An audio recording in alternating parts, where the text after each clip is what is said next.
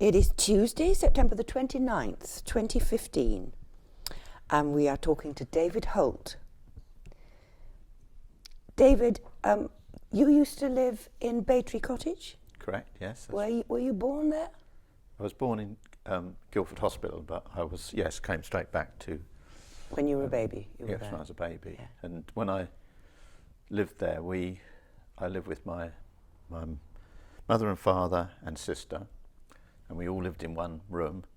There's 4 bedrooms. We lived in one bedroom.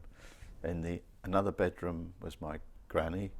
Another bedroom was my granny's sister, and in another bedroom was my granny's brother-in-law. So there was quite a lot of us in the house. Goodness. And by the time I was, I suppose, 18, my granny, auntie and uncle and mother had all died. Mm. And 3 of them had all died in the house. Really? My granny, my auntie and my uncle, yes. Really? Which I can remember. Remember that. You remember that clearly? Mm. Yes.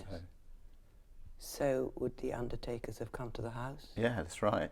And the stairs were really small and narrow, and humping these people down the stairs. My goodness. My goodness. Yes. Can you describe the house to me as when you were small? Did you have a bathroom inside? No, we were one of the lucky ones. We actually had a permanent bath in the kitchen. Oh. that was covered over with a big piece of wood. That the primer stoves were. That's where the cooking was done, on primer stoves on top of the bath. On top of the bath. Yeah. So if you come in the front door, is the front door in the same place as it was? Yes, but since they've totally changed it all. They've dug down because it was very low.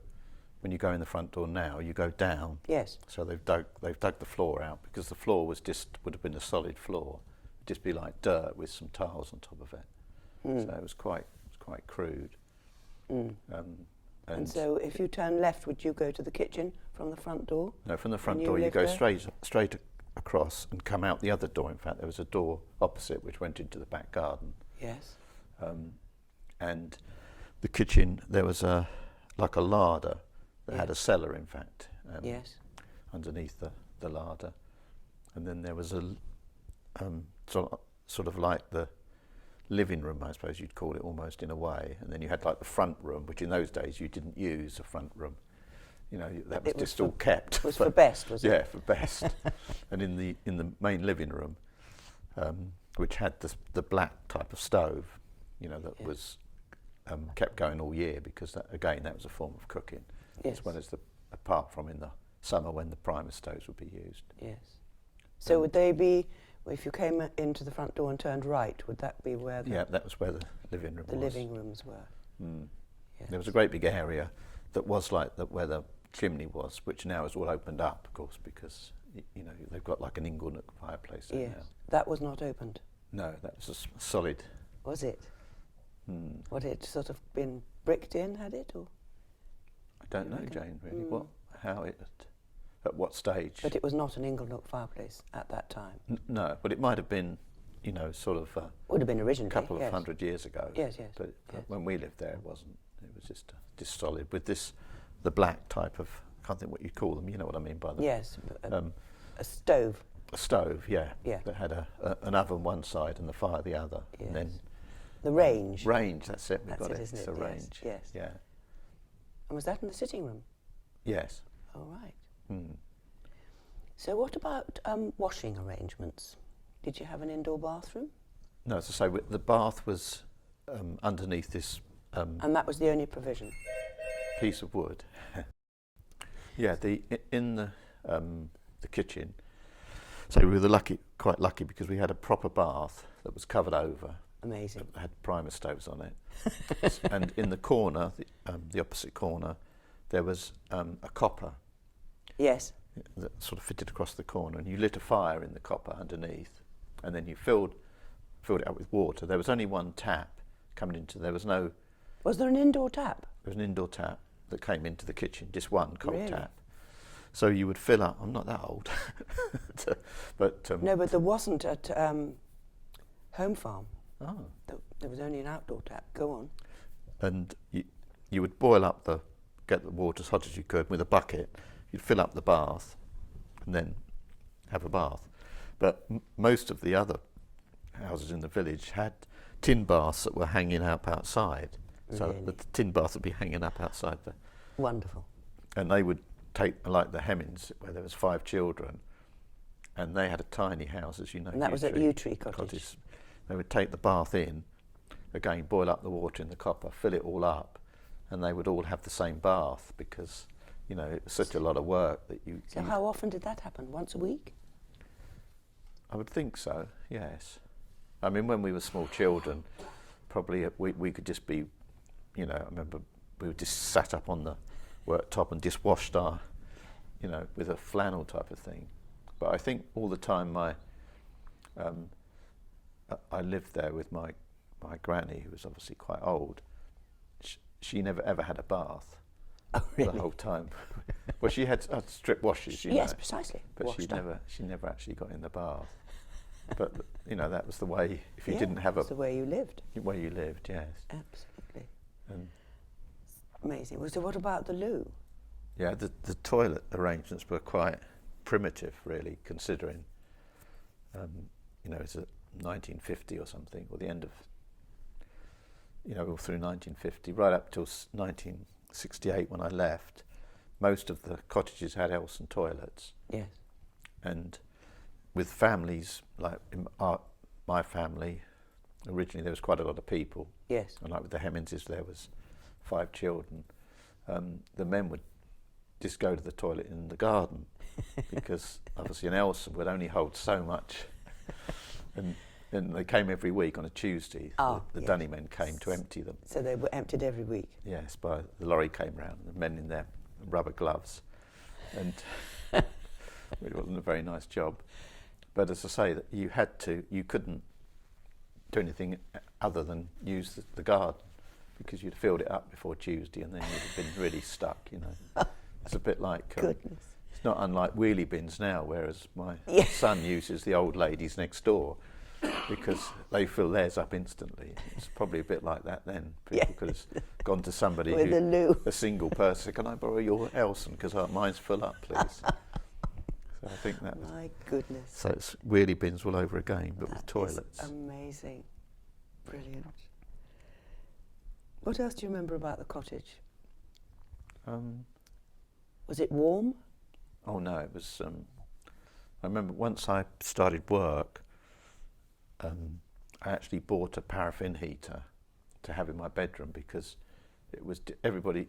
We all got dressed in the morning in bed. You know, you put your clothes on in bed because it was solid bricks. You know, it was just a 9-inch brick. So there's no insulation at all. Single thickness brick. Is it? Yes, Yeah. and the windows were all very crude, and the floor was just like there was just sort of tiles laid down straight onto the soil, I think. Onto the earth. Onto the earth, so Really? they were really bitterly cold. Yes. But So where did you work? Your first job? my first job, I worked. In those days, you had like a youth employment agency, I think it was. Yeah. So I went into Guildford, and went to youth employment and said I've been to art school or art college, and you know, want to be an artist. I had a portfolio, and they said, "Oh, go along to this place." So I went along to this place, which was in Rodborough Building. Do you remember Rodborough Building? What do you know, Rodborough Building in Guildford? It's right in the centre, and got a job on the top floor. And we looked down onto the Friary Brewery, which was quite interesting because you could see it all happening. Oh, The Friary now is, of course, all shops. Yes. But Yeah. in Do those you remember days- it as a brewery? It was the brewery. We looked down onto it, and we hadn't been there long, and they said, "Oh, we're going to knock it down. Rodborough Building's got to come down. You know, it's because it's being knocked down to make way for development, along with the Friary Brewery." And Rodborough Building now is still there. It's so we moved out and moved to a new building down at in Woodbridge Meadows, and. You were working as an artist? Yes, well, junior artists in Right. those days, you know, you sort of Wonderful. So let's bring you back to the village. You went to the village school? Correct, yeah. Yeah, that was... Can you remember that? How do you remember it? 1951 I went there until 1957. Thinking back, it was quite interesting in so much that there was only ever 2 classes. Yeah. I mean 2 classrooms, sorry, not 2. There was 2 classrooms, and it had a bifold door. Oh yes. That went between the, so that you could open it up. Yes. And so there was the juniors and the infants, I suppose. yes, but it meant that obviously the teachers teaching were teaching a range of for 3 years in both, perhaps 3 or 4 in both years. I can't remember how that worked at all. Or I think going back in time, mixed ability teaching. before that, I think the older ones would have helped teach the smaller ones, really? but not when I was there. I don't think that was the case. No.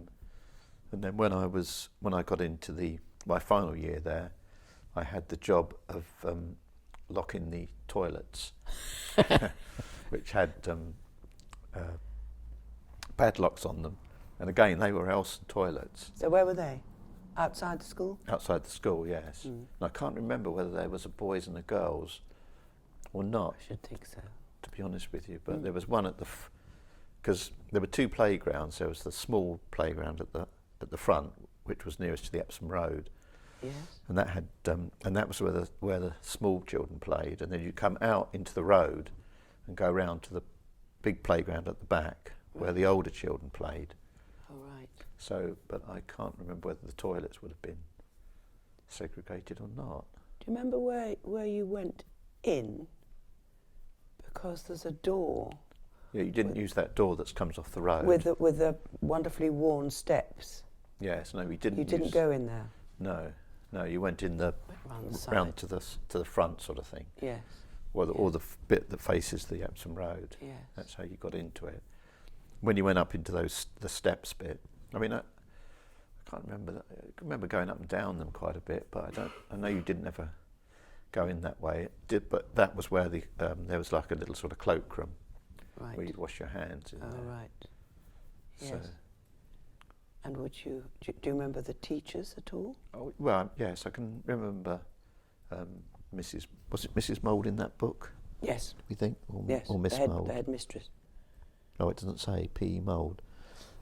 Whether she was Miss or Mrs., but I remember her quite well. She was quite good with the cane. She was she was quite a big lady as far as I can remember. Perhaps I was quite small when I was 11. And then when we took our 11 plus,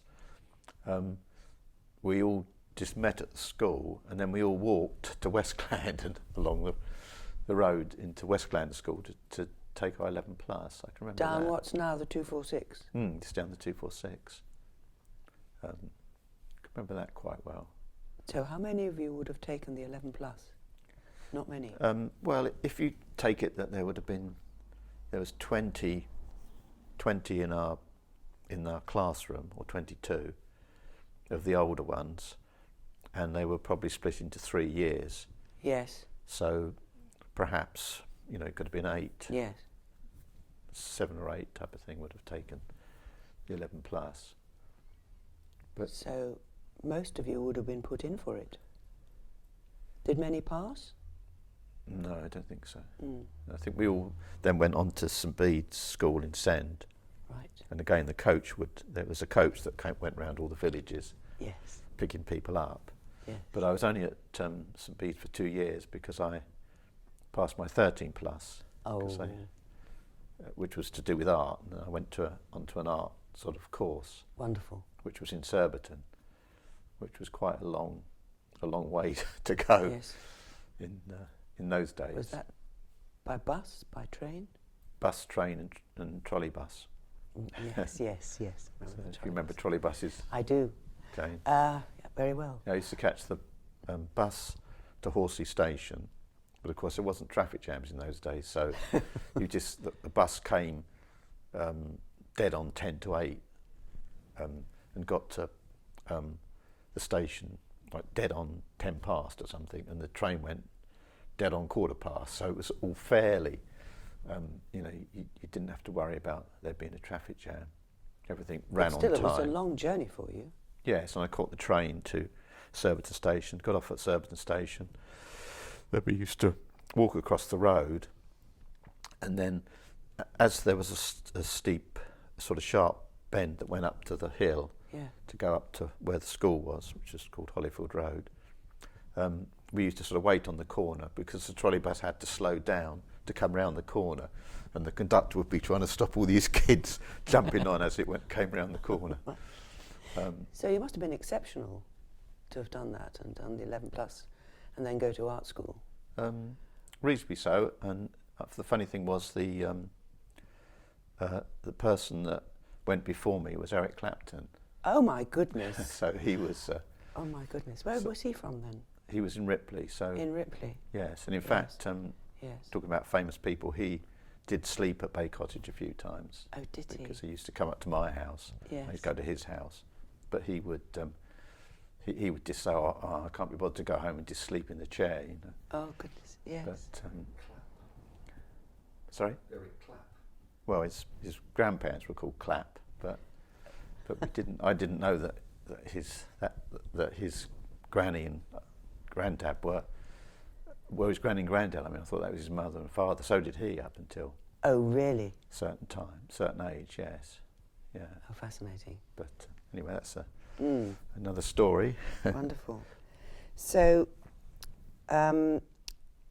you remember, and you're one of the very few people, I think, in the village, who remember Goodhart Rendell? But only just walking through. What do you remember of him?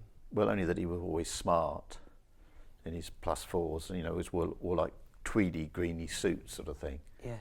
Usually, and would sort of strut through the village with a dog or something, and everybody would dust their caps. Did they? Yeah. To him and pull the forelock. Yes, yes. But do you remember? Was he pleasant? Do you remember talking to him at all? No, I don't think so. He would have spoke to my father. Yes. Because my father's father and his father were both foremen on the estate for Hatchland, so they'd worked down the generations for Lord Rendell, presumably. That's right. right. Goodhart Rendell. Yeah, my great-grandfather was Lord Rendell's estate foreman. Was he really? And in fact, the picture I showed you of Tom Burden in the First World War in his regiment. Yes. He also worked on the estate when he lived at Prospect Cottage, and they had a little sort of workshop that was in Tunmore Farm. Yes. Where there was probably 2 or 3 of them worked for the estate, and they would just go around painting all the houses and looking after the houses. Can you remember the colour that the cottages were painted? Yeah, it was like that picture over there. They were always the same green doors. Green, yes. Yes, I've heard that. Yeah. And Goodhart Rendell used to have to check that they were all painted correctly, I'm told. Again, I wouldn't He didn't like any divergence. But no, he was definitely fairly set in what he thought things should be, you know. Yes. Because it was, I can remember the first person to come into the village was Maurice Wiggins, I think, I think he worked on the Telegraph or the Times as a journalist. Oh, yes. And he was the first person that actually came into the village like an outsider, came from London. Yes. And he paid proper rent for I think it's Frogmore Cottage he lived in. Frogmore, right. Paid proper rent to Goodhart Rendell for the, for his rent. Tenancy. Yeah, for his tenancy, whereas all of my parents and father and things would have been paying about 2 and 6 a week sort of thing. Because they worked for the estate? Well, they didn't work for the estate. Not many people did work for the estate by the time I was a child. Oh, right. So, but that was the way, But your father had? No, I don't think my father did. My grandfather did. Your grandfather? And my great-grandfather. Right. Both worked for the estate. So, and then once Maurice Wiggins moved in, then gradually the houses were, as people moved out of the village and moved to, just moved on, the houses were then sold off by the estate. Yes. Was this after Goodhart Rendell's death? Yes, oh yeah. He died in 56, is that right? 56, 57, something like that. Mm. Yeah, after his death, the houses were gradually, they just waited till people moved away, and eventually my stepmother, who lived in Prospect Cottage, and John Rawlins, there was might have been another one, but I think they were the only two I can remember that they were really the people that owned or looked after the houses were desperate to try and get them out, because they were still living in the houses as, you know, from the original tenancy sort of thing. Yes. Whereas everybody else had moved out just on their own accord, and then they'd all been sold for. Oh, really? Yes. So people weren't evicted. They waited for people to move on They their waited, own accord. but I say the last two, my stepmother and John Rawlins, they squeezed them out really every year. They would put the rent up a lot so that they couldn't really afford to live there. And that's when John Rawlins moved in with James Bacon. Oh, I see. So, but With James Bacon. But I don't think that worked, because obviously he moved out. But, Yes, yes. But it was funny because James Bacon was, considering of all the families, that they were the only people that actually bought that house from the estate. Yes. Which was quite. Yes, his mother did that, didn't she? Which was quite strange, really. I mean, probably if I'd have been 5 years older, I might have perhaps stayed in Bay Cottage and had the chance to buy it. But in those days, the fact that it had no bathroom or, you know, just a single tap and else and toilets, it wasn't really very appealing. But there we are. Needed a lot spending on it. That's right. Yes. Yeah. So let's go back to Goodhart Rendell a bit. Could you remember going to Hatchlands? Oh yeah. Can you tell me about Hatchlands? Yes, Hatchlands was. There was a children's Christmas party every year, which the Squire threw for all the children, and there was quite a lot of them. You called him the Squire.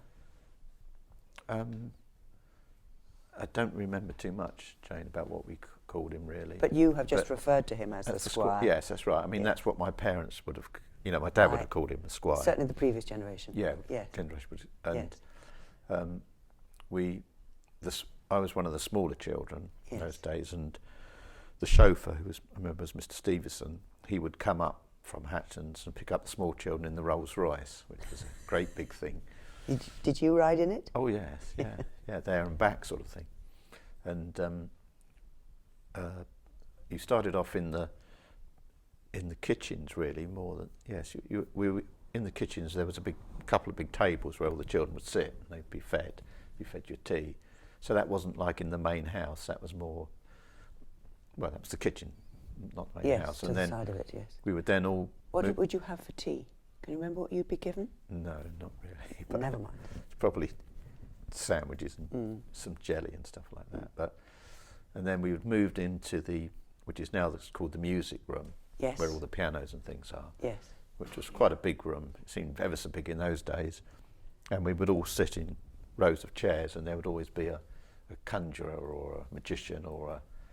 Oh, lovely. Which was probably yes, it would have been conjurers and magicians. I think that was what you had at children's parties. Traditional, yes. In those days, as opposed to now, you have all sorts of things, different things. And then after that, you would go into the hall. Would it be called the hall, I suppose, where the stairs came down? The sort of entrance hall. Yes. Yeah. And there was a big Christmas tree that sort of went up into the hall bit. That's where it was, yes. As far as I can remember. And then I think whether the Squire would read out the children's names. I think the butler would probably take out a present from the tree and hand it to the Squire and say the name, and he would call out the name and you'd go up and get your present. Oh, lovely. As far as I can remember, that's what I think happened. I'm sure it did. And then we would all go home. And then once that happened, he then always went off to Italy, I think, to spend January and February in a slightly warmer, in the heat, yes. In slightly warmer climate. And so then can you remember a sort of present that you would receive? Well, I always say to the children that we used to get a piece of wood and a bit of coal, you know, but I think that was, I think that's probably an exaggeration, but I can't remember. No. I don't remember it ever being anything, you know, memorable that I sort of kept for saying, oh, I got that from the squire. But once he died, we did used to play in Hatlands quite a lot because it was, I can't remember why. Was it empty then? Don't think it would have ever been empty, Jane, but I know we used to play there. I mean, it had like a cellar bit with the windows that were sort of sunk in, and I know we used to go just jump down into the bit and open the windows and play down in the cellars. You would never have dared to do. Well, I suppose it would have been those who've been occupied. Can you remember how many staff he had? People that worked for him? Can't remember. I can remember Mr. Green was the butler, and he had a son called David, and I used to play with David. And I can remember the Stevensons, a very nice couple. Mr. Stevenson was the chauffeur, and I can remember Mrs. Fernand, who was I used to call her the cook, not the chef. But other than that, that's the only three people I can remember, and they actually lived within the courtyard. Yes. So, so what else there would have? I don't know. There would have probably been maids and. You think people from the village would have gone and worked out there? I don't ever remember that at all. Anybody doing any sort of cleaners or anything like that, as to how that worked. But I'd imagine there's probably people that, one or two domestic staff, I'd have thought, that lived there, but there would have been no reason for me to have, as a small child, to have known them, really. No. Whereas so you can remember those three people. But Brilliant.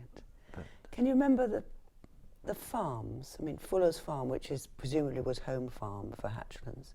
Do you remember that being farmed? Oh yeah, definitely, yes. Yeah, the dairyman who was Wright, Rodney Wright was our age, and his dad was the dairyman for that farm. But the farmer, whose name I can't quite remember now, but he wasn't particularly friendly. We used to,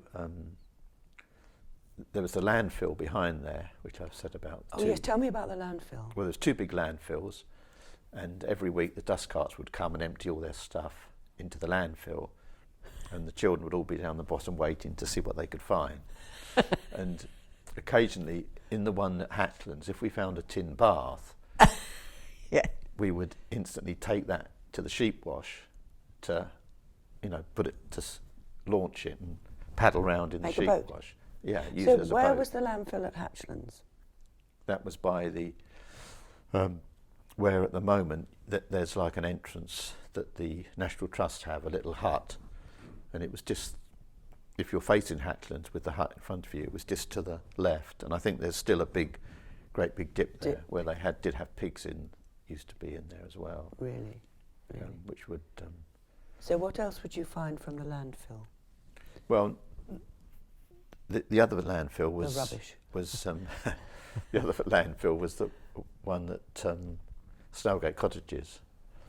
The other side of Snellgate Cottages, there was a massive hole there, and the sort of Guildford end. The Guildford side of yes, that's it. And then the main sort of thing we would look for would be prams or pram wheels. And once you'd found some pram wheels, of course, we used to take the actual wheels themselves away from the thing, and then with bits of wood that you could find in the, again in the landfills or in the farms or something, we would make like billy carts, which everybody had their own billy cart, and we would take them up to Staple Lane, which, as you know, is a very, very steep hill. They now use it for the cycle races, only going up. Yes. And then we would come down Staple Lane on these carts at quite a speed.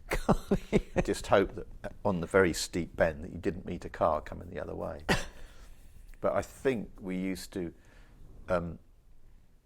One of us would have stood on that corner. I was going to say, were there ever any accidents? Well, only as regards just going in. Occasionally, there'd be somebody who would be on that corner, So as you came down the very fast bit to then try and get around the steep bend, if there was a car coming up, then the person there would wave to try and stop and the only thing you could do then was you'd have to crash into the hedge to stop yourself because you didn't have brakes on billy carts. And so that only happened occasionally because cars weren't, I think, in those days, a man called Mr. Farrelly who lived in Thomas's Cottages, I think he was the only one who had a car in the village, apart from... Really? Yes. From St Thomas's Drive? St Thomas's Cottage, the... Yeah, the little close. Yeah. Oh, Yes, Mr. really? Farrelly had a garage in London, and so he had a car, but other than that, there wasn't a car. Really? So with the farms, what do you remember of the farming methods? Were there tractors or were there still horses in the village? Well, funny enough, John Rawlins' dad, Mr. Rawlins, as he's called, he used to plough with cart horses. Did he? And the two cart horses used to be in the field, that sort of where you've got Snowgate Cottages and then New Manor Farm. They used to live in that field there, these two cart horses. And he would use these to plough the fields. But that was sort of gradually, as I was growing up, probably even a small child, that was fading away really. But was the forge still in operation in the village when you were young? When I was small, I can remember the forge. Small, you can? Yeah, oh yes, yeah. Yes. So, did a lot of people own horses? No, I don't think so. So it was for the cart horses? Yeah, there was the cart horses. Other than that,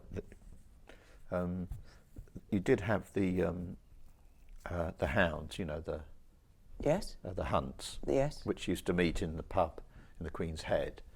The meet would meet at the Queen's Head? Yes. And you remember that? Yes, that's when you see all the horses and the dogs and everything. That was always quite a... So which hunt would that have been? Oh, I haven't got a clue. No. I mean, one of the, sort of dodging about here, but one of the jobs I did as a child, when I think I was about 11, I became a beater, which for pheasant shooting, which was a big thing in the country.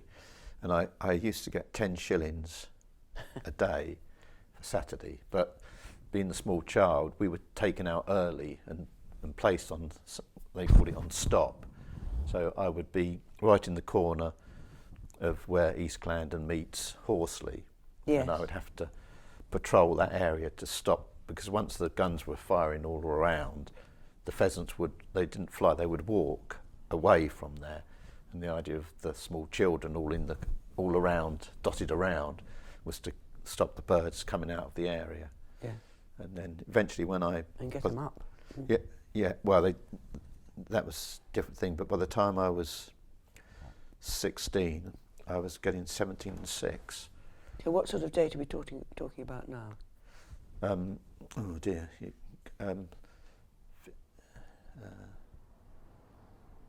Well, it had been 57 when I was getting 10 shillings. Right. So. Brilliant. So would that have been Goodhart Rendell's shoot? No, that was Lord Onslow's.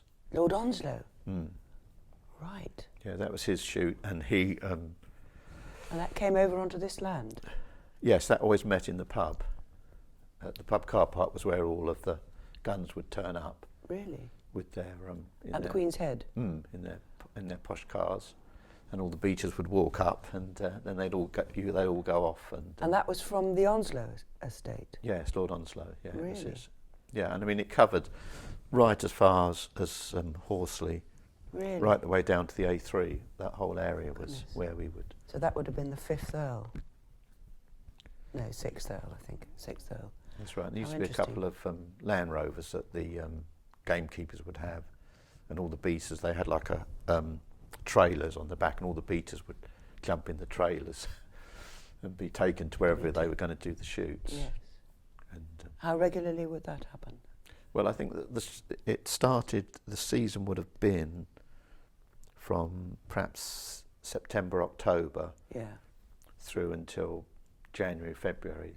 And then after that, they would start having the babies again. Yes. So they would breed them to let go, Yeah. to shoot them again. Yeah, yeah. So I think it was it was every Saturday. Every Saturday. Every Saturday, but during that time. So. And how often would the hunt meet? Can you remember that? No, that's something I just haven't got a clue. No. I can only remember that it was quite exciting, all the dogs, and we used to try and sort of follow it a bit, depending where it would go, but obviously we were on foot. Yeah. So, but and no, the huntsman and the hunting pink? Yes, I'm pretty certain, again, Yeah. memories are a little bit. Wonderful. But again, meeting at the Queen's Head? Queen's Head, and I mean the other thing that happened at the Queen's Head was Morris dancing. Oh, when? They used to have When Morris did they dancing. do that?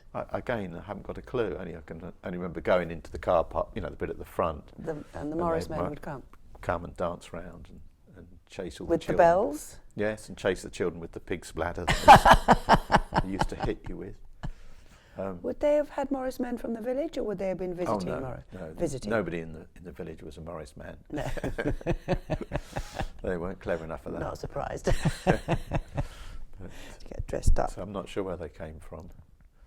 The other thing, of course, Jane, which we said about from the Queen's Head, was the Grenadier Guards. Oh yes, wonderful. Tell me about the Grenadier Guards.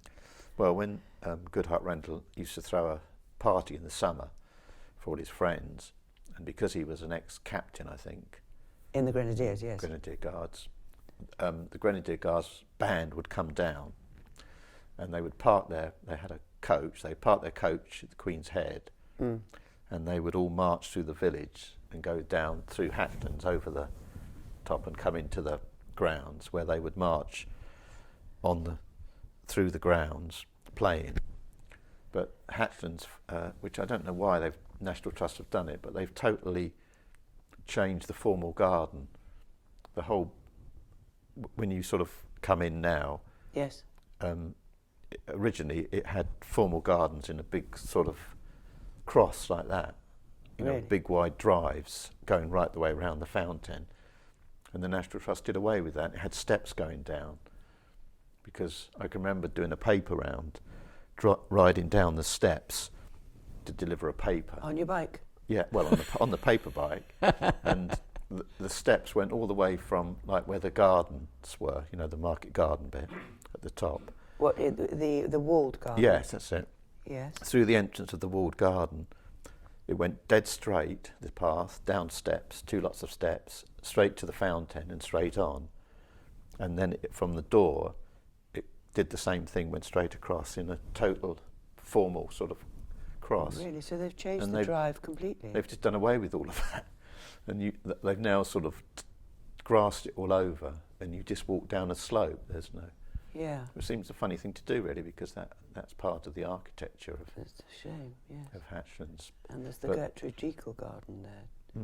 But the Grenadier Guards would march up and down the things playing... What, within the square, the cross that you've just described? Yes. I see. They would march playing, for the Goodhart Rendell's summer parties. But I'd like to think that when they march through the village with their... Did you say they're not Busbys, are they? No, they're bearskins. Bearskin, with their bearskins, very, very impressive. Wonderful. That they would be And playing, scarlet but tunics. I don't think they were playing. I think But they must they have might have done, I don't know. Must have looked very impressive. That's it, yes. So, but again, I couldn't tell you how often that happened. It might have only happened once or twice. I'm pretty certain they used to go regularly, but whether they park it in the pub car park and march in, whether that was something that happened very often or not, I really couldn't say. I mean, they could have just driven the coach straight to Hatchlands and got out there. Yeah. But I definitely remember them marching through the village. Wonderful. So he would give posh parties, I suppose, for his friends. I'd imagine so, but we weren't invited, so we wouldn't have known. Get jelly and ice cream. No, we would have gone into the park, funny enough, into Hatton's Park itself to so that we could see what was going on. I remember doing that. Yeah. But as I say, the farmer then of Fuller's Farm just can't think of his name now, but Doesn't matter. he wasn't he would come out and say, "Oh, go on, clear off, you kids," sort of thing. He was a bit like that. And one of our main things with playing was fishing. In fact, in the sheep wash was. So we used to get buy a permit from the farmer, and spend quite a lot of time fishing. There's lots of fish in there. So you bought permits? You bought a permit from the farmer at Fuller's Farm. Yes. In the early days, the smaller children, you didn't. You just waited till he came out and then run round the lake so he couldn't catch you. You legged it, that's right, yeah. Because there's lots of woods you could just disappear in. Yeah. Which. Do you remember any of the other farms? Oh yeah, all the farms. I mean, for work there was, say, I always did beating. Potato picking was a yearly thing. Everybody went potato picking. So which farms would you go to for that? That would have been New Manor Farm, I think. New Manor because Farm. We used to be on the other side of the road. That's where they used to have the potatoes. And Yes. you would go potato picking. On the other side of what's now the 246? Yes, the other side. And then, funny enough, we're sitting in the barn where at Christmas you do chicken plucking, which was in this barn. In this tithe barn? Yes. Oh, wonderful. Up this end where we're sitting is where were pigs, but right up the other end there were chickens. So in that, we're now in number 1, the tithe barn. Yes. And there were pigs down this end. Yeah. And then what's now number 4, there would have been chickens down there? I'm not sure where the chickens would have lived or anything about, only the fact that we would all go down, or the chicken pluckers would go down to the end, number 4, if that's what you say it is. Yes. And there was a hook on the wall, and you'd have to grab a chicken and put its neck in it. Oh, so you had to kill it? To kill it, and then because they have to be warm to pluck, and then you would pluck the chicken. And so what sort of age would you be when you were doing this? I haven't got a clue. No. It would have, I'd imagine it Not too small, though. Wouldn't have been too small, I No. wouldn't have thought. So there was plenty of, quite a lot of work with all the farms, and there were a lot of farms. I mean, there was another farm that was Blake's Lane. Yes. Who go down to Blake's Lane, there's a farm at the end there. Yes. In fact, the farmer there who lived in the house nearest to the farm, of those two houses opposite the other side of the Epsom Road, I remember he was very friendly. Again, I can't think of his name. But they were quite a friendly farm, they wouldn't particularly chase you, whereas... Fuller's Farm he did. Wasn't quite... Yes, that's right. And then there was Tunmore Farm, and all the farms had barns where they kept the bales of straw.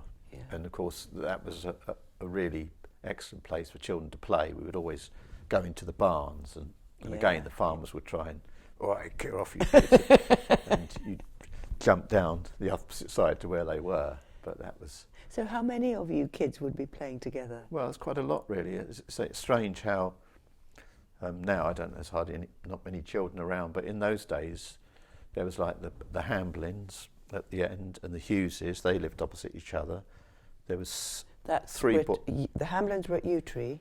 No, that was the Hemmings. But Hemmings. It's coming up the Ripley Road, is it? Ripley Road? Yeah. The first 2 houses you come to, the Hugheses were in the first one. There was 3 children in there, all around about my age. The Hamblins, there was 3 children in there. So that was 6 children, just in that bit. And then there was the Hemmings, there was 5 children there. There was Grant, Burden, in Valliscure Cottages. There was Wendy, who lived next door to the Hemmingses. There was my sister. There was loads of children, so we'd always be playing. And the children in those days, we did used to always have quite a big a bonfire every year. That was quite a big thing. Bonfire night? Yes, in the village. Where would that have been? In the field just here. The first field. There was... I'm trying to think now whether it was this... No, it would have been the second field. There was 2 fields. And in the second field we would start building the bonfire. And it would be like, sort of up to your picture up there, pretty big affair. We build it properly. We make like a tent that you'd fill up with newspaper. And the farm. You suggesting you helped build it? Oh yes, yeah. There would have been, perhaps 8 or so children, but the bigger ones would be roped in to help as well, and then the farmers would sometimes give you stuff. And I remember when it was raining that the farmer, again, I can't remember which one, would supply us with petrol to pour on the to make certain.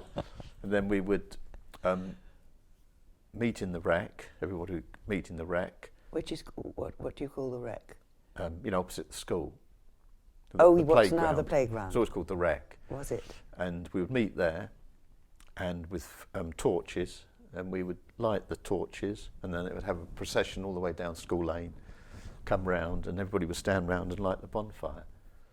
So that was quite. But it was one of those things that just sort of happened. I don't know how it happened or who organised it or what, but it just did happen, and it was. And it was tradition that it had happened down the years. Presumably. Yes. It was Were there any fireworks? Oh yes, but everybody just had their own fireworks. I remember we used to sort of save up, and when we went to Saturday morning pictures, we would come out and spend 6p on 6-penny bangers. Where did you go to Saturday morning pictures? That was at the Odeon in Guildford. In Guildford. Yes, that was sort of a fairly regular thing. But we would, people would just stand all round in the field and just let their fireworks off. Well, the idea of the bangers was you threw them at the other people, so you would health and safety. And then after that, the more sort of naughtier children would then go around the village and put their fireworks through the people's letterboxes. Did they really? They did. But, I don't think I would have been one of them. I'm sure you wouldn't, David. But no, that was amazing. The bonfire was a regular thing. I must say. Wonderful. Can you remember the shop? I can. It was. Feel slightly sad about the shop. Mrs. Berlin, I think it was, wasn't it, that owned the shop? But because we did used to, as small children, we did used to steal stuff from her, which I felt a bit bad about that now, because she seemed to be very old, and she was out the back, and she was a long way back. There was the shop at the front. There was another room and another room, and you would go in and just nick round and take some sweets and that while you're waiting for her to come, And by the time she came down, you'd buy a small sweet, but you'd already got a pocket full of sweets. Can you remember what she looked like? No, I don't think I can actually. But what about the shop? Does it look different now? The house, which is called the Old Post House. It was probably quite different. I think there was a sort of a drive-in with a post box to the left, and there was 2 counters down either side. But it was very, very rough. It was like something, about sort of 60 years earlier. You'd imagine it. Really. It wasn't very clean or anything. That they would. You could go in and buy your paraffin, and she'd be pouring out your paraffin and that, and then she would go and get your bacon, and that's as far as that might not be right, but she definitely did paraffin within the shop. Yes, so it always smelled of paraffin. Yes, we've heard that from other people. And fascinating. And food, I suppose. Do you remember what she sold? Sort of bit of everything, really. Cigarettes was everybody smoked in those days. So that you would buy your cigarettes in there. You would buy your alcohol from the pub, in fact, in those days as well, because there was a little sort of like a little counter bit at the side, to this side of it. You'd just go in and buy your alcohol or lemonade. As children, you'd buy lemonade, and then you would go around looking for bottles to collect the bottles to take them back, because you got a penny for a bottle or something. Yeah. If you had enough bottles, you could buy get another bottle of lemonade. But, wonderful. Can you think of describing the village to me when you were small? I mean, when you come back to the village now, are there sort of huge changes that you notice? Not really, no, because there hasn't been any new buildings. The houses are all really smart now, which they weren't particularly smart in those days. But I think the village looks. I mean, I suppose one of the biggest things was the elm trees. All the way where School Lane is. Yes. All the way down. The side where the school is was elm trees, and Really? if you look at that picture there, Jane, all the way down this road was elm trees going right the way down to, elm trees all the way down. So that's quite a difference, because they were all obviously cut down when we had Dutch elm disease. Yes. So the trees are different, and there was massive walnut trees on the opposite side of the school. We've got elm trees down one side and walnut trees, and in fact they're all replanted now. The walnut trees are still there. Well, not the ones. A couple. Yes, possibly a couple. Yeah. But they have all been replanted. And the walnut trees going down New Road as well. They were. So was there a sort of avenue of walnut trees then? There were a lot of them. Yeah, so it was definitely, as soon as it became the walnut season, because you tended to live off the land a bit, Yes. all through the, when there was all the apples and stuff, we ate loads of apples, if we had a whole year's worth in the sort of 2 months that they were on the trees. And again, the walnuts, we would collect massive bagfuls of walnuts that we would keep to eat right through till Christmas. So did you have sort of a store in the garden of Baytree Cottage where you could store this produce? No, we had a woodshed. Yeah. And in fact, we would, all round on the ledges, we used to put the apples in there. Yes. And the walnuts would just be kept in the house, because obviously they didn't take up too much room, but you'd have quite a lot of them. Yeah. But you would eat right through until Christmas. And damson trees. There are still a lot of damson trees in the village. Did you have damsons? Yeah, there were things like that that you would just, as children, you ate whatever was going at the time, know. Yes. And again, you would obviously do lots of scrumping. And there were grapes actually in the market garden bit for hatchlands. There was big greenhouses that they used to have grapes in there, which we would. So there were greenhouses within that walled garden of hatchlands. The greenhouse were the opposite side. They were by the which would have been the southern side. Yes. And they were by the where the Epsom Road is. The greenhouses were that side. So, but that was quite. You'd have to be pretty daring, because if you were in there nicking the grapes and it was Good Enough was the head gardener. A man called Good Enough. Good enough. Who lived in the gardener's cottage? Gardener's cottage, yes. Yeah.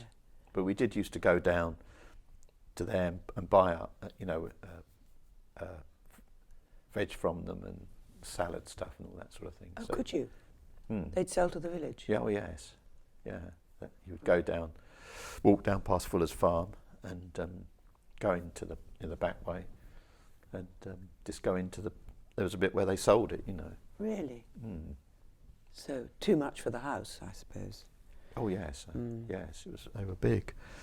The other thing that I can remember, Jane, which we mentioned earlier, was about Charles Lawton. Oh yes, tell me about Charles Lawton. Well, all I know is that if you go up Staple Lane to there's Old Scotland Farm and New Scotland Farm, one or the other, you drive down there and deep in the woods, big pine forest there, Charles Lawton had a log cabin that he would come down at the weekend sometimes from London. I can remember that one time there was like an open Bentley, and calling at the pub, whether that was just to buy something or just have a drink, and there was usually a couple of carloads of people, and then they would drive up to his log cabin and spend the weekend there. And the log cabin, again, we're talking about washing and things. When we found it later, when we were slightly older, there was nothing there. It was just a basic log cabin. I don't think there was water there or toilets or anything like that. I think they just A bucolic weekend. that's right. They just lived rough, you know. Well, not rough. How amazing! But So, did you go up there and explore this place? we did when we were older, but that was after he'd gone. But Yes. and again, I couldn't tell you whether that was something he did for 5 years or 10 years or 2 years. I can only remember that occasionally my dad would say, "Oh, Charles Lawton's in the pub," and but it wasn't until we were older that we actually went and found the log cabin. Fascinating. In the pine forest. That's amazing. I haven't heard that story before. Brilliant. What have we not covered? Because you've got so many wonderful memories. Two things. Laker, village characters.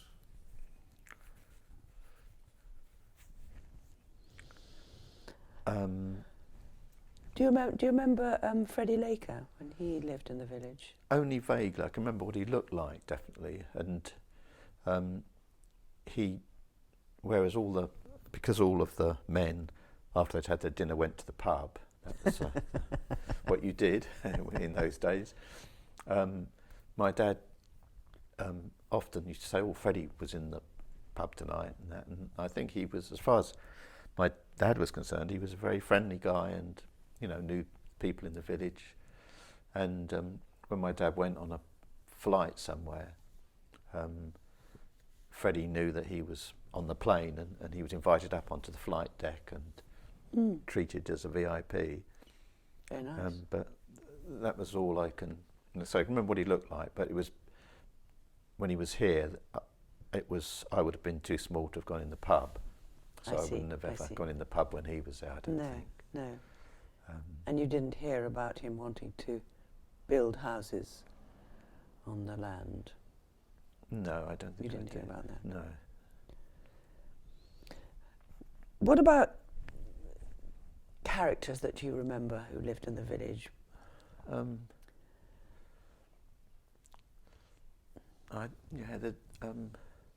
There's a really very old man called Mr. Day, I think.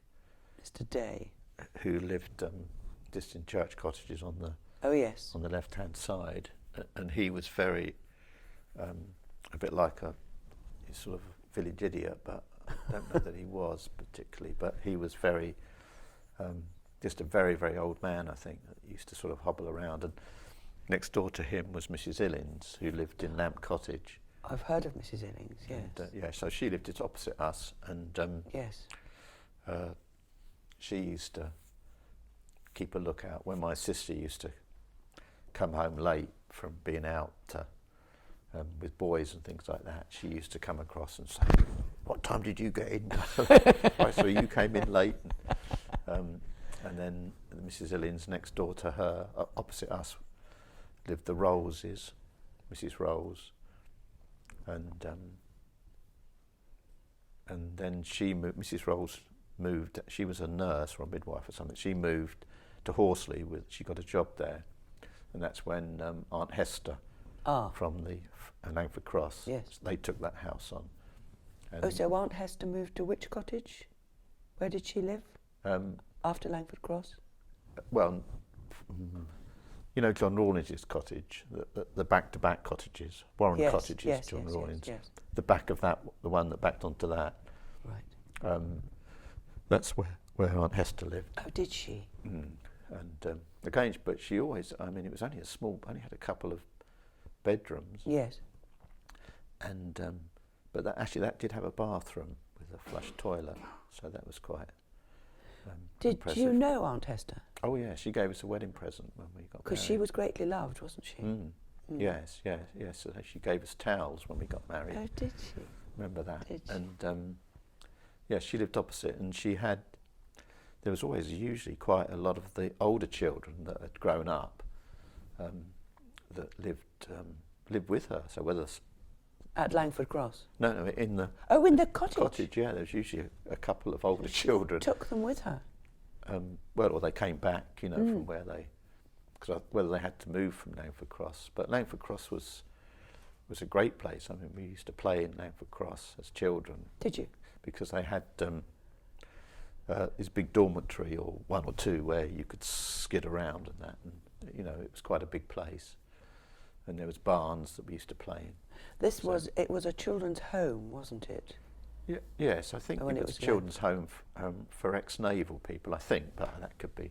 I could. Because previously it had been a hospital for children with TB, I That's think, it. hadn't Yes. it? But then with Aunt Hester it was a children's home. Children's home. Yes. Yes. But how many children would be there?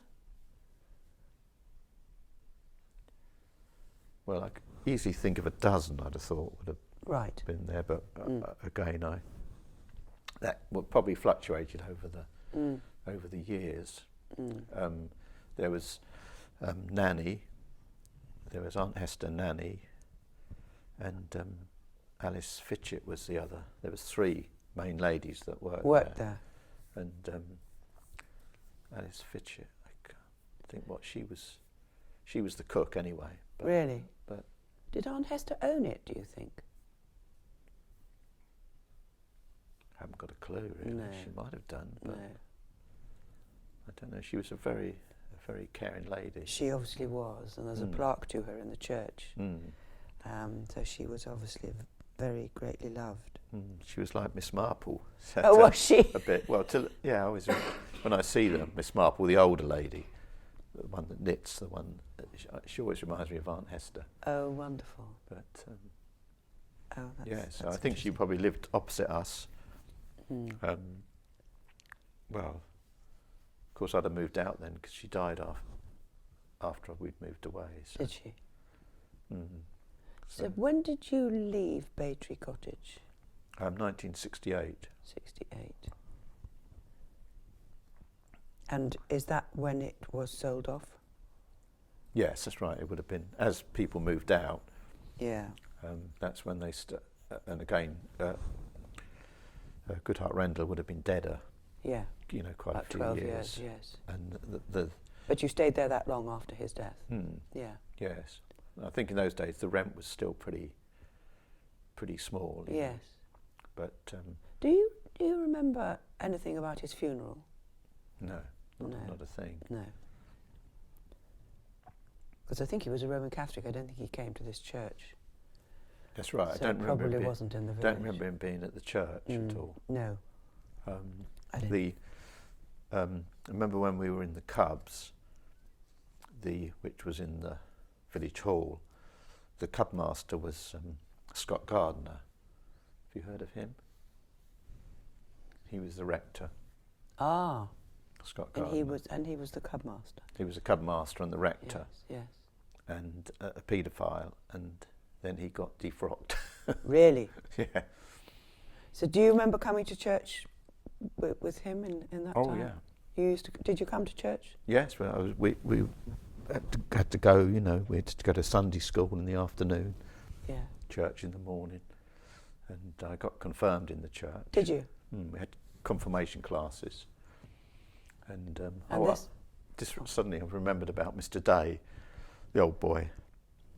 He was a bit crippled and very old, but he used to pump the organ. Oh, did he? Because the organ had a pump on it. That's Yeah. so that you know, so that as soon as they're going to say, "Oh, hymn number 327," Mr. Day would start pumping, so that and then they would play the organ. But yeah, no, he went to church. Was quite. You didn't sing in the choir, did you? Don't think so. No. But you went regularly. Yes. And did a lot of the villagers go regularly? I think it was a reasonable. Yes, it was. There was much more. People were much more into church in those days. I think. Yeah. You know, So do you remember anything about the services? Do you remember if there was incense in the church? Was it smelly? there might have been, Jane, but I just can't. I'd have thought so. I'd have thought there'd been incense in the church. So, and this was the time with Scott Gardner. Do you remember any other priests, or was it just him that you remember? I can't remember the. I can't remember the rector before him, but no, that's But the main you do one. remember him. I remember it. That was yes. And he was the scoutmaster. And there must have been a huge scandal. No, it might have been kept quite quiet, perhaps. Right. But you do know that he was defrocked? Oh, yeah. Yes. I remember that he would come out of our service here, which would be the, perhaps was it 9 to 10 or 10 to 11 Yes.